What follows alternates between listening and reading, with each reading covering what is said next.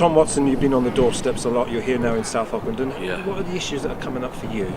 Look, the issues are all over the country. What's the future of the health service? How am I going to get jobs for my kids? Can I afford a house if I get into the when I get into the labour market? There's sort of issues about what the future lies, what lies for families in the local area. And I've come down here to support Polly Billington today. She's a good campaigner. She's going to be a powerful advocate for her community, but she's one of those candidates I think that can also change the country, which is why we're here for the last 7 days giving support.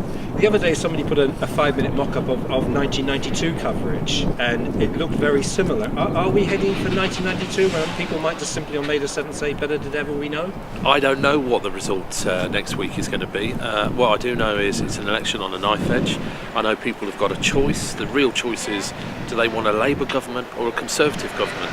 Now obviously in Thurrock there's a strong UKIP campaign, and for me I just think the message is, if you vote for a UKIP candidate and they win, they will prop up a Conservative government, and so don't vote for a UKIP candidate if you don't want a Conservative government.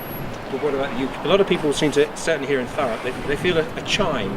People talk about life has done to them, things like that. There's a lot of angry people out there. I've not yet been out on the doorstep in Thurrock, but I think what people want are politicians that are going to stand up for them, that are going to be authentic, that are going to do what they say, that they're going to change the country for the better and make sure that it's not just the City of London that should call the shots, it's hard-working people all around the country. And I don't know what they're going to tell me yet, but I suspect on the balance of the visits I've made to other constituencies, I'll be hearing that here as well. Just switching for a second to the press coverage, and I'm not about to criticise my colleagues, but some people say that papers have really gone out on a limb this day to nail their colours to the mast. Have you noticed that?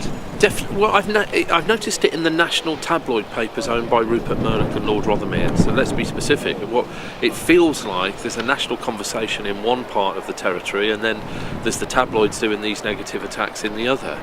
And where I think the conversation is taking place is in local and regional newspapers and on social media. And so in one sense it's a joy to behold that the tabloids have less influence than they used to in previous elections, and that we're actually having a really rich debate about the character of the candidates, what kind of policies each party stands for, what they'll really do in office. That's all been spoken about in social media, perhaps in stronger terms than ever before, and I think that only adds to the democratic choice that people have got.